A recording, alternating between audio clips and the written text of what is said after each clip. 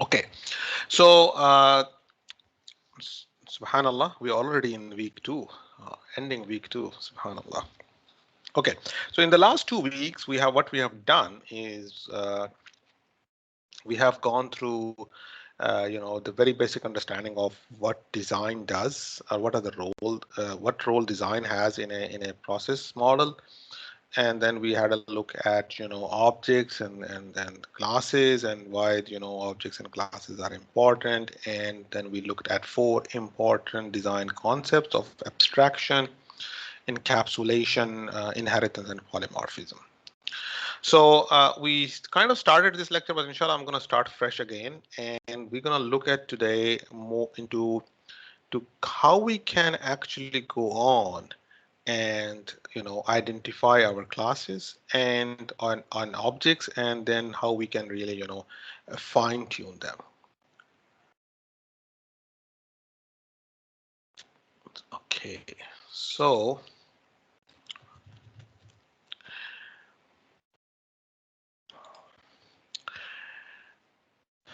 now how we make decisions about polymorphism and inheritance, the ones we discussed the other day, without having classes or objects. We can't do that, isn't it? We need to know what are our objects and classes are, because once you have objects and classes and they are in the right, they have been identified correctly, then and only then you can start talking about, these four concepts of abstraction, encapsulation, polymorphism, inheritance, and all the other good design concepts and design patterns, and all of that stuff we're going to talk about towards the remaining part of the semester.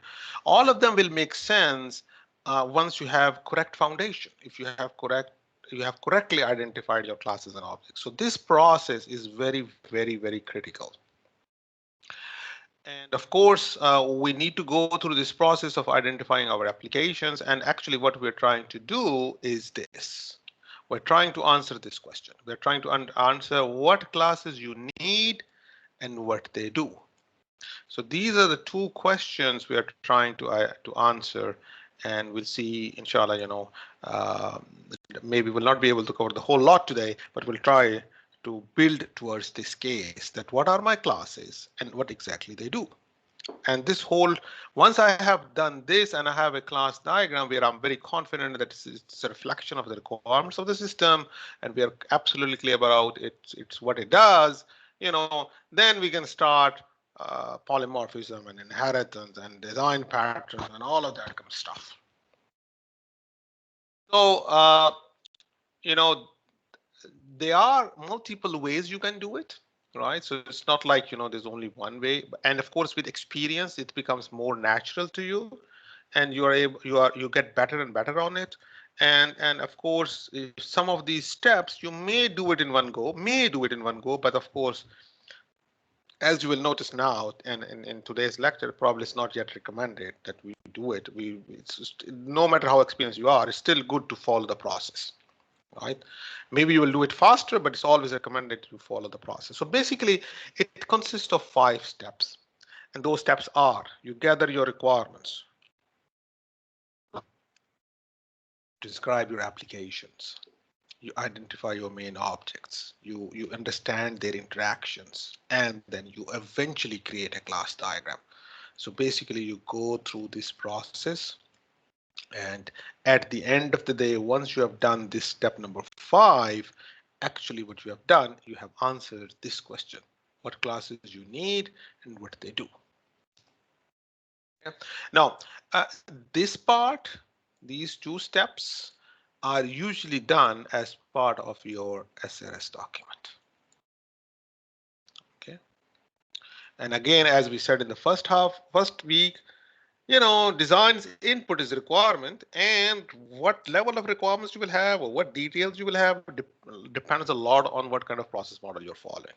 But regardless of this, you will have these requirements, gathering of the requirements and description of the application done at your requirements phase. Now, the reason I'm going to very quickly talk about is just to complete the picture and complete the whole scenario for you in one go. Uh, but as a designer, usually you will get this as an input. Everybody's comfortable with this? That's what exactly we're trying to do here. Yes. right? So we are actually trying to just actually eventually come up with a class diagram. We're trying to make sure understand from our system descriptions what are the classes and what exactly they do. Okay, so gathering requirements, the very first step. Again, this step usually is done, and you will get it anyway as part of your SRS. So you are interested in looking at your functions and features of your application. You're interested in what exactly it does. And of course, we all know now, we know it from our 205 days, and of course, sure, in your 215, you've gone through this, I'm pretty sure, in a lot of detail, that you're always going to have functional requirements and a range of non-functional requirements, right? And if you recall, in the first week, we said that usually non-functional requirements play a very, very important role when it comes to the architectural decisions of your applications, right? Uh, Moving forward, the key concept to understand here is that you are you are if you're doing the application or a tool or a game or whatever you're developing, the software you're developing for someone else, you will get a lot of this information from your customer, right? So this information about your functional requirements and non-functional requirements, in one shape or another, it will be available to you in your SRS document, and it will be available to you through your stakeholders and through your customer. But remember, it's not always the case that you're developing application for someone else. Sometimes you're developing application yourself. So if you're the one who is the driving force behind your application, one can easily think that I don't need to really document this information, right? I know what I'm doing, so I can just go on and skip this step. What I'm trying to say here is actually a mistake. Why is a mistake? Why should, even if I am the one who's developing a new app, I'm the one who's kind of thinking about this solution. Why I know everything? Why I need to document it? Why I need You to might do? forget. I might forget. Absolutely. Anything else? To make sure about everything that you need or you want to do. Exactly. Exactly. So we want to make it formal. We want to really think over it, right? Any last comment on this? If you Doctor, will add a feature, You may like to add a if you, feature, yeah? yeah, you can know the contradiction between the features and other feature if Exactly. it exists. If there, exactly. Or as Suleiman said, because you might get distracted. Absolutely. Absolutely. Anybody else would like to say something? Yes, Doctor, Jawad? even if you know in the future, if you figure it out the mistakes, it's better to know in the requirement field. Exactly. So you exactly. So you want to find them early on. You might find colleagues to work with you, so you need to have the documents with you to make them understand. Exactly. Exactly. And then it doesn't matter if you're doing agile or not agile. You need some information. Something needs to be done there. So again, usually it's done the part of the requirements phase. So, but the reason I'm talking about here is just because because this is our input, so we should understand our input. And I'm more importantly, I'm actually trying to connect the dots here. So basically, we need to document them. We need to have them in one shape or another, because you cannot, have hundreds and hundreds of features. You can imagine about them, you can think about them, but when it comes to really the scope of the application, you need things to be written there in somehow, so you can define what will be done in the first version, what will be done in the second version, and so on and so forth. So this is step number one. Again, step number one is just keep in your mind our ultimate aim. Ultimate aim as a designer is what? To have a class diagram and know what are the classes and what they do. So we're just going through these steps to achieve our target. Of course, the second one, of course, this is again the gathering of the requirements, and I'm just going to show you some examples. You all know this from your 215 days. System should display heart rate or a temperature or something like this. Our application should allow users to search for certain, name or telephone number, or you can have, something like program will allow receptors to generate email, and the list can go on. And it could be one-line descriptions, or it could be a bit more complicated paragraph descriptions of the features, like this one, right? Which is basically saying that system will automatically produce some kind of an analysis report, and that report will consist of, you know, products and what are the different categories of those products and who sell it and which region it was done, and it will be a PDF file, and it will be automatically emailed to everyone, and so on and so forth, right? So it could be one-liners, or it could be a bit more detailed, a bit more complex description of your requirements. Function requirement, and so is true for your non-functional requirements. At the end of the day, they are quality requirements. They need to be quantified. So we'll find something like this, you know, system should respond to search within 2 seconds, or, you know, help desk should be available, or it should all follow a certain kind of regulations, and so on and so forth, right? The key concept again is the larger the application is, the larger your organization is, the more formal you need to be about your requirements. And the reasons are very obvious, because more people are working on the project, there are more stakeholders involved in the project, there are multiple designers and development teams involved in it, and testers involved in it. Hence, you want to be as formal as possible, so you don't want misunderstandings. Again, this is you do in your SRS. Now, the second step, again, you also do in your SRS, and we use this as an input, which is basically, you know, once you have these basic requirements available to you, something like these one-liners, you know, descriptions, or even these ones, sorry, even these ones, one-liner descriptions, you are more interested in formally writing them down, and, you know, you want to describe our applications in more detail. And what we're trying, again, our goal is this. Our goal is we're trying to make it more obvious what our classes are and what are the classes we need to create. So how we describe our applications in our SRS document. Once we have the features available to us, what we do? Use cases. Use cases, absolutely. Use cases, user stories, they tell us a bit more detail about our application, right? So we start focusing, or change our focus in the second step, from features of the applications to the users of the application, and we try to understand the details of that application from a user perspective.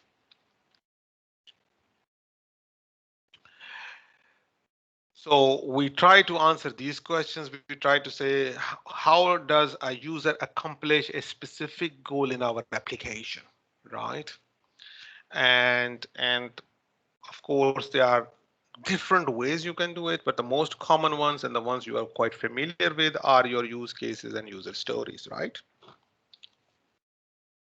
So as I said, this step is also usually done in your SRS. You always will gonna get it as part of your you know, design process. Of course, if you're using an agile process, then of course this is your starting point. You will have user stories. Again, I'm gonna just breeze through this. I just put this information here just to complete the discussion, so that if you go back and read it, it connects all the dots. So you know, you know use cases, and you know your the format of a use case and a template of a use case. So you will have titles, like, you know, registered new course or transfer funds. You will have actors, you know, so who are responsible for this use case, and of course you will have scenarios, something like this. Now, from a designer perspective, I'm very much interested in this, because this is my gold mine from where I'm gonna go and find my objects / classes. So this is telling me what, guys? You guys are use case experts now.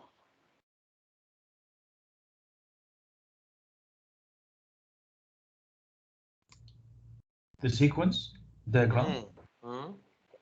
Exactly. It's telling me what? It's telling me a user system interaction, correct?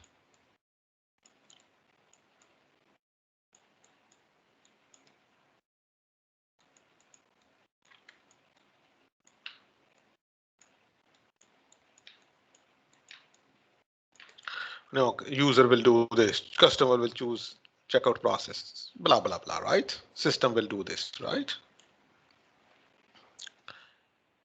Okay.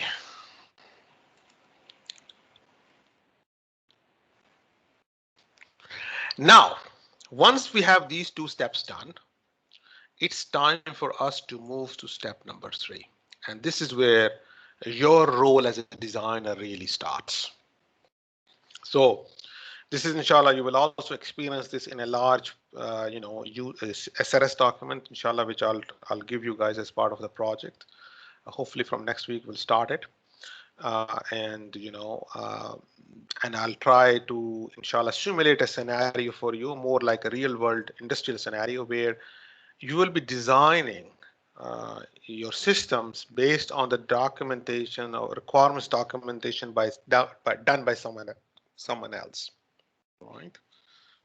And this is a normal scenario which will happen in the industry, and you will see, if the requirements are done good, how life is easy for you as a designer, and if they are done badly or there are ambiguities in it, how tough it will become for you as a designer, right? And inshallah, I'll try to mimic this these kind of scenarios for you through the project.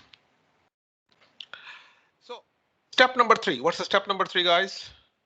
Identifying the objects, right? So we're not trying to identify the objects. Now remember, as I said in the beginning of the lecture, some of these steps, for a smaller system, probably because of your experience, you can do it in one go. But for a larger systems, you can't do it in one go. And even for a smaller system, it's not really recommended. It's still advisable that you do it in steps. So what we're doing here, we are trying to identify the most important objects in the application. And here we are talking about objects more into a loosely term. We are not really concerned about, software objects at this stage. We're trying to use the object as we did with in the beginning of the week when we were talking about the examples of apples and mugs and accounts, bank accounts, and things we see in our real world, and we believe that those real world objects can be eventually translated into a software object, right? So we're trying to still identify the objects for our system here. So more generally, what are the things this application will be doing and what we need to be aware of? Are you guys with me on this? What I've been talking about so far? Yes. All right. So Yeah. everybody's comfortable here that what our eventual goal is. Our eventual goal is to come with a class diagram, right? Because if I don't have a class diagram, I cannot apply any of the amazing concepts, right? And this is my fundamental building block. Now, to come to a class diagram, I cannot come to a class diagram through one step. No, I need to look at my requirements and look at the scenarios. And this is step number 1 and 2. And now we are looking at the scenarios to do step number 3, which is trying to identify objects. So identifying these objects, we will identify them, then we will refine them. And eventually we will draw the diagram. So this is again, we're not trying to do this identification objects and creating of the class diagram or the domain models in one go. No, we will do this first as a step number 3.1. So maybe I can call it 3.1. Then we will do 3.2. We'll refine them and eventually we will do this. Right.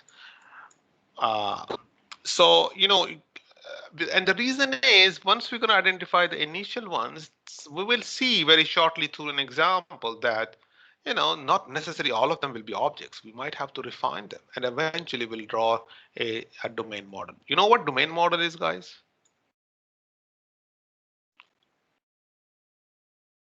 Well, was it covered in 215? I don't think we know that. Okay, no problems. Inshallah, we'll know this, inshallah. Okay. Okay. And of course, once you're going to have your objects, these objects are not in isolation, right? They have associations and they have interactions between them, right?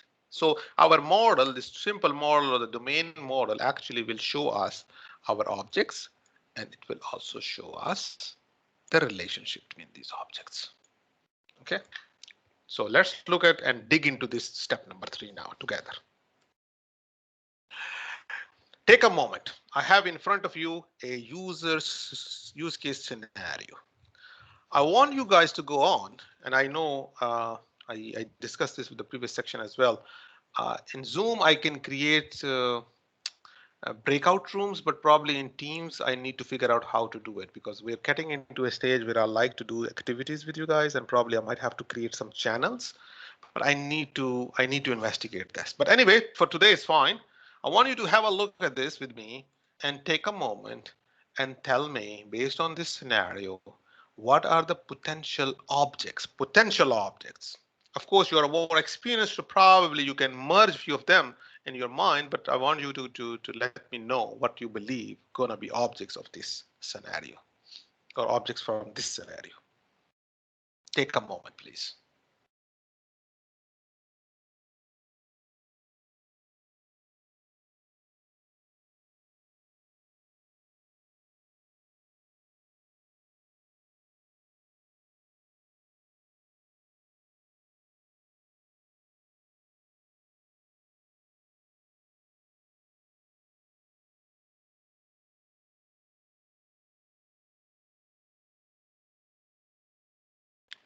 What do you guys think? I need your help now.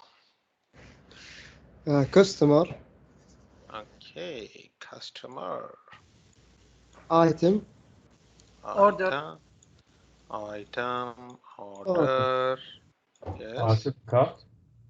Shopping cart. I'm just gonna write cart here, right? Yep. Anything else? System guys? itself, right? System itself. Anything else? Payment. Payment. Why not? Absolutely. The authenticated Contact info. The authentication. Contact Yes. info, Doctor. Which one? Sorry, please. Contact info, the address, maybe it could be. Oh, the info. Yeah, the address. Yes. And Why not? Email maybe with the info. Yes. Email. Victor, Yes, please.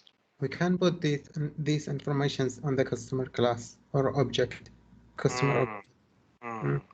Good question. Good observation, actually, right? Now, let me comment on this now. Anybody else would like to say anything before I comment on these observations we have done here? Doctor, Yes, please. some of them we can put it as external system. For example, payment. We don't need to do object inside it. Okay, good. Or address, good. for example, something, or email, something like that. Something like this, yeah. I think email is we should put it in the customer object because it's related to the customer. Correct. And the payment too. It's a good observation. Good observation. And actually, I'm actually loving these observations here because this is what I'm looking for, right? So let's discuss all of these observations. Hopefully, I'll remember all of them, inshallah. Now, first of all, remember we are gonna go and do this in step by step, right? So we're gonna do this, identify the objects, and then we'll refine them, and eventually we will draw this domain model, right? So basically what will happen here is that some of these we can put them under customer, for example, right? And we can argue about it. But at this step, remember, we're only trying to understand, to list them, okay? And then we will go to the next step where we will say, maybe email can be part of the customer, right? Or maybe payment can be part of the customer. So we'll ask these questions as designers to ourselves, definitely. They are valid questions and we will question ourselves. But before we question ourselves, as a rule of thumb, we need to list them as we did. Okay, so this is step number 1 to understand, right? We'll go to step number 2, which is where we will question ourselves and debate about it. Now, second is the system, right? Now, we tend to make this a common mistake, that we believe that system needs to be an object, needs to be a class in my class diagram, which is not the case. System is actually, at the end of the day, the whole system we are developing, right? So the reason we think about this is because we are thinking too much from a programming perspective, and we're thinking that because this is going to be a Java code at the end of the day, so I'm going to have a main method, and I need to have this main method in my class diagram somehow, which will, from where I'll control the flow of the application, right? However, keep in mind that this class diagram is actually aim is completely different. Okay, and usually we don't have anything like system as a class. We don't have a main method as a class. This is a common misconception we have, and I hope that from now onwards we'll be absolutely clear about this. Is this clear to everyone? Yes. Okay. Yes, Yes. thank you. Yes, it's clear. Okay, perfect. Doctor, maybe what they meant by system is just a utility class, a class we use for other things somehow. And this is where the trick is, this is where the trick is, that, remember, this utility class is something which will come later, right? And this may be for some of the very specific reasons you are doing purely as designer, but usually even that needs to be justified as a designer, right?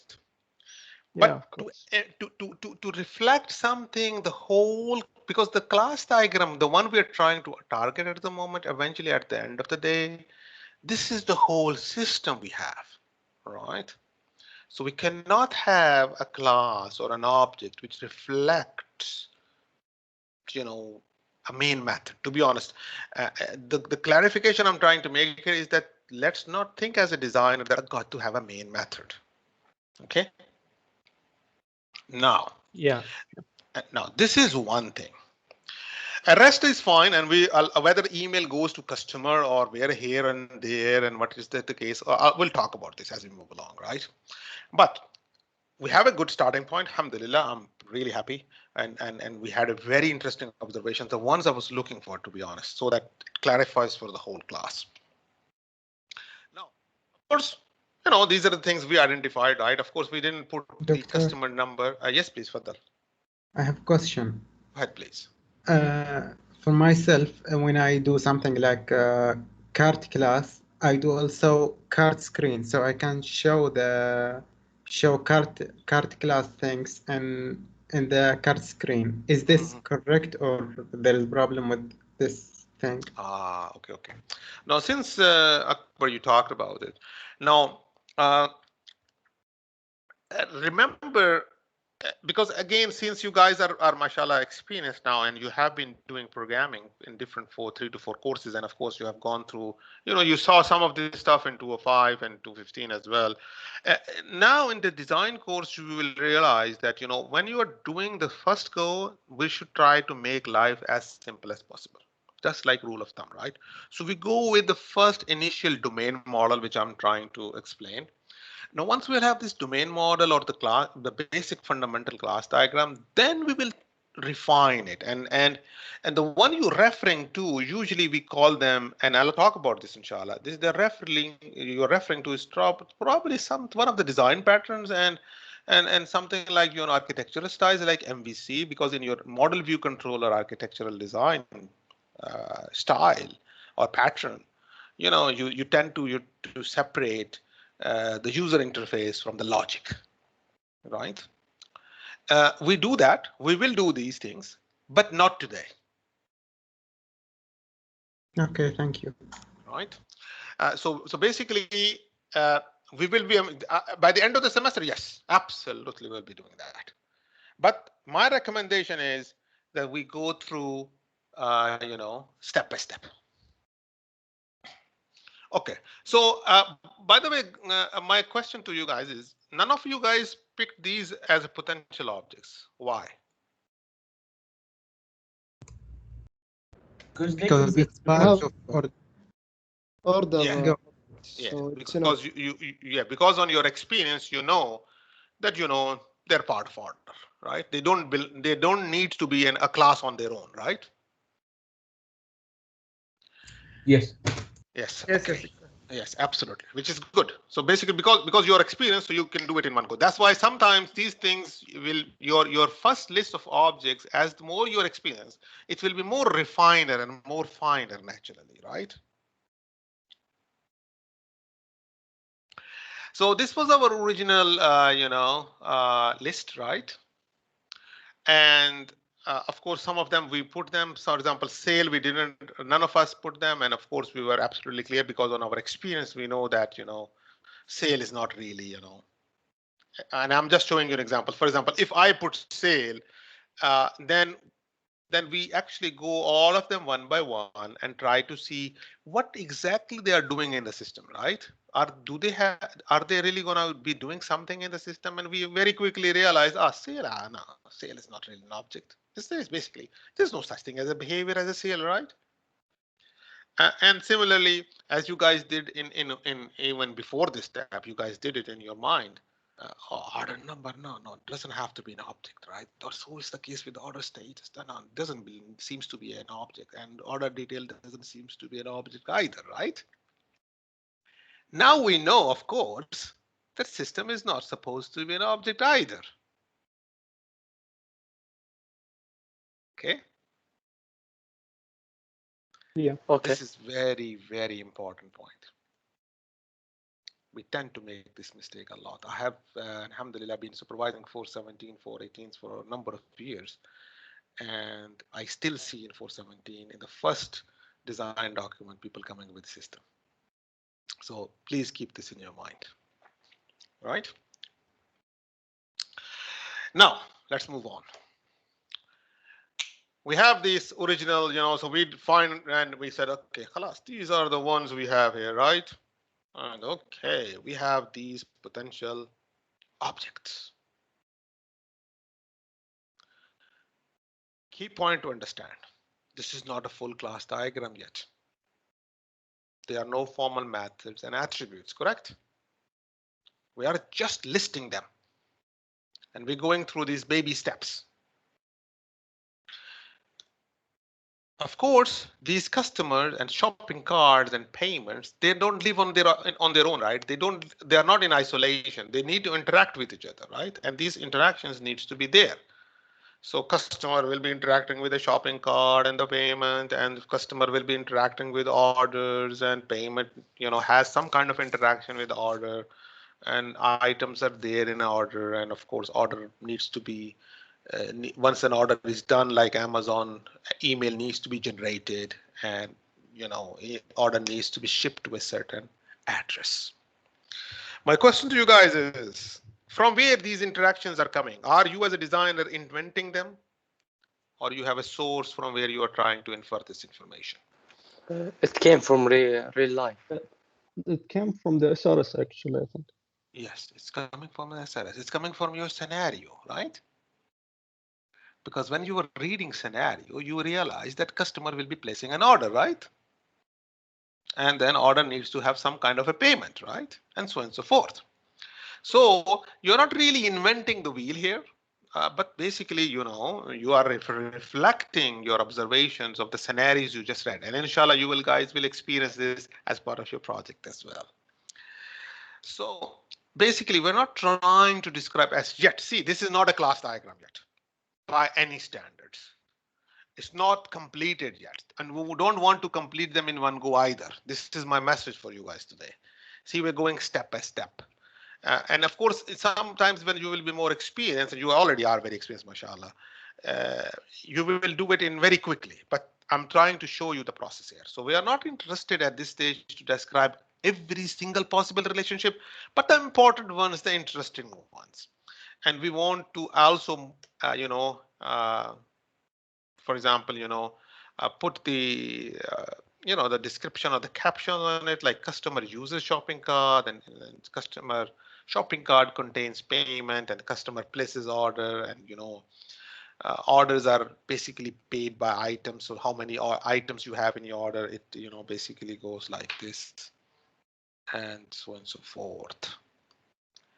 Of course, you're also interested in cardinalities, right? That one shopping cart have multiple payment methods. The key question as always is it important enough to be put on the diagram? Why we should have these informations in this diagram? What do you think?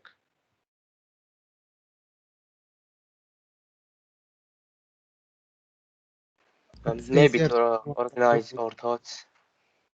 Exactly. We want to organize, to document what is written in the SRS.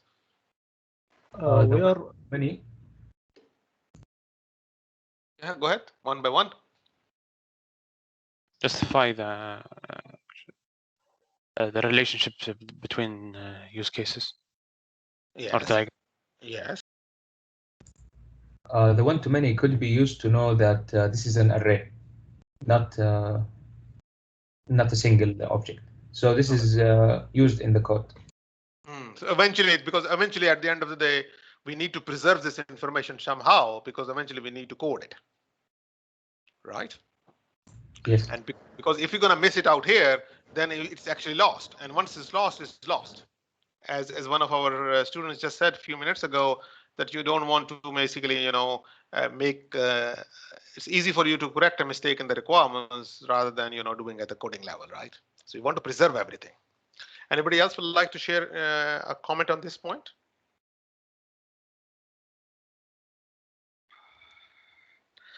So I think it's very clear, right? It's very obvious and it's spot on.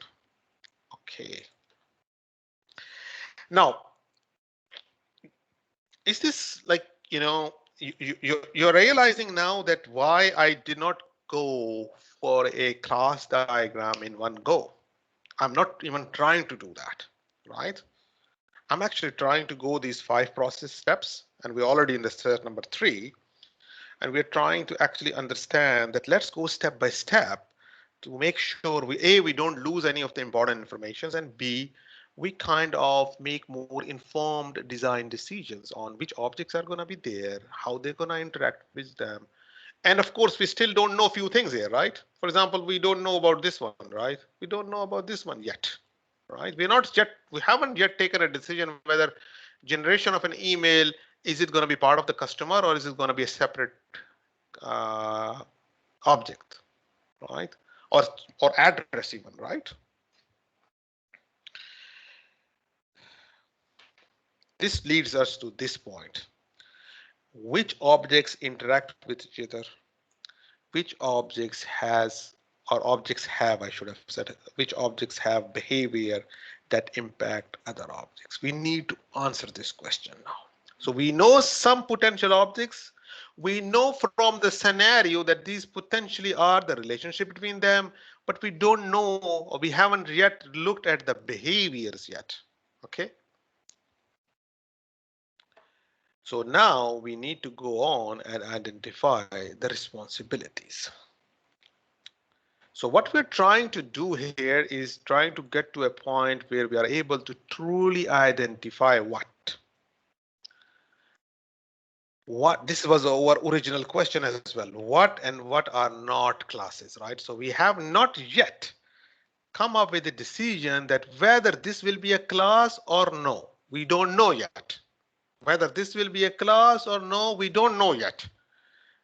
Right? But what we know is based on our scenarios, it is doing something critical for an application, and I need to preserve it somewhere in my class diagram. So now, once I know that these needs to be there, now I'm going to ask this responsibility question, and I'm going to look at this, which is of course my step number 4. I'm going to look at it and I'm going to see which one of them are classes and which one of them are not supposed to be classes, and they could be merged or split and so on and so forth. So what we're trying to do is we're now going to try and look and figure out what are the who are responsible for our models? What are the responsibilities of these objects? And I like your special attention here, to be honest, because this is again a very, very critical point, and sometimes we tend to forget it, or sometimes we are not, maybe, maybe we never think about it. It's the behavior which comes, or what are the methods we're going to have in our classes. So we don't look and start finding our attributes. No. So if I look at this diagram, you should not be this, after we have come up with this model, you should not be going on and trying to identify what are the attributes of customer, what are the attributes of item, or what are the attributes of order. We tend to do this, by the way. No, this is not the way we should be doing it. What we should be doing is, step number 4 is not finding the attributes. Step number 4 is finding the responsibilities. We go on and look for the behaviors. Why is this? Why I'm saying this to you? Unfortunately, I can't see you guys. You can't see me, right? Because I like this facial interaction here, to be honest. I'm kind of missing it. I hope I am able to convey this message to you guys, right? Yes, you do. So it's a behavior, right? This is the thing you should look for now. Right. So once I have the objects, I'm going to go on and try and find behaviors. Of course, I'm not going to reinvent the wheel here. I'm not going to come up with the behaviors myself, the initial ones at least. I'm going to go back and rely on my scenario again, right? Because that's my point of reference. So we're going to look for some verbs now, right? And I just did it for you guys, to be honest. Let's see. What are potential behaviors? Do you agree with me that this is a potential behavior? Yes. And so is this one, right? And somehow we need to process this sale as well. We need to validate our payments. We need to confirm our orders. We need to provide certain order numbers. We need to check the status of the order, and we need to generate this email as well, right? Yes, that's correct. Okay.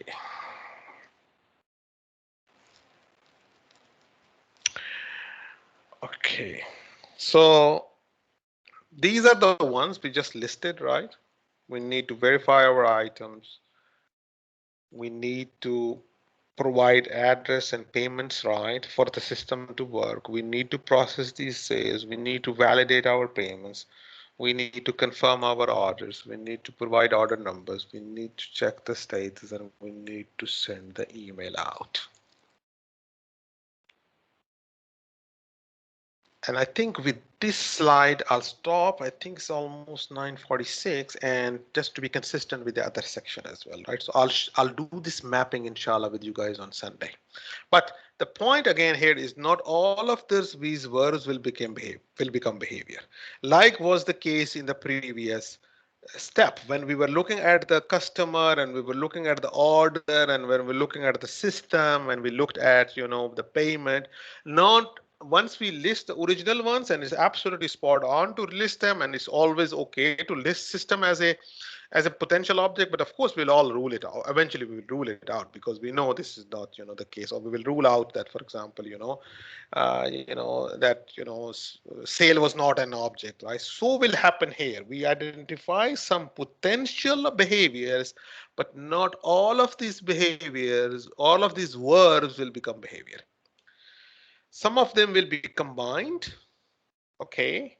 Some of them will be split because they are more complex, and some of them will be deleted. All what I'm trying to say here is do this step so that you are confident that you have not missed anything. Okay. If you're going to try to do these steps in one go in your head, there is a potential that despite you being very experienced, you can still make a mistake. So basically write it down, identify them, then you can do this. You can combine them if you need to, split them if you need to, delete them if you need to. It's a good starting point. But it's not always going to be obvious where the responsibilities belong, right? So you still need to go on and look at these ones, and you need to still go on and look at, you know, these ones, and you're gonna still go and look at, where was our, yeah, and you're still gonna try and see, you know, these behaviors, like, you know, what was the behavior, guys? I forgot the one. For example, confirm order, right? Or process sale, or provide payment address, for example, where this will go, or where the validate payment will go. You know, we still need to do this mapping, right? Whether it will go here, whether it will go here, we need to look at this, okay? But inshallah, we'll look at this on Sunday now. Doctor? Yes, please go ahead. You mean if we work in the behavior, there's a chance to change something in the previous steps? Absolutely, absolutely spot on. This is an evolution process, right? So we're gonna go and evolve it, and we will see that if this behavior, we may come up with a scenario where we'll say, oh, this behavior is there in my requirements. Well, I don't have any class who does this, right? And eventually, the moment you're gonna realize that, this means, I need to have an object or a class which is supposed to be doing this. Or you may come up with a behavior which you know, which is just, by the looks of it, is behavior, but actually when you deeply think about it, it's not a behavior. So you do all of this stuff. So basically, as I said in the previous slide, you know, basically will happen. Sorry, in this slide, you will combine them, you will split them, you will delete them, you will do this mapping, you'll try to map this with your objects, and eventually you will decide whether, you know, they need to be there or not. So let me take the attendance, guys. It's done. Any questions before we finish today's lecture?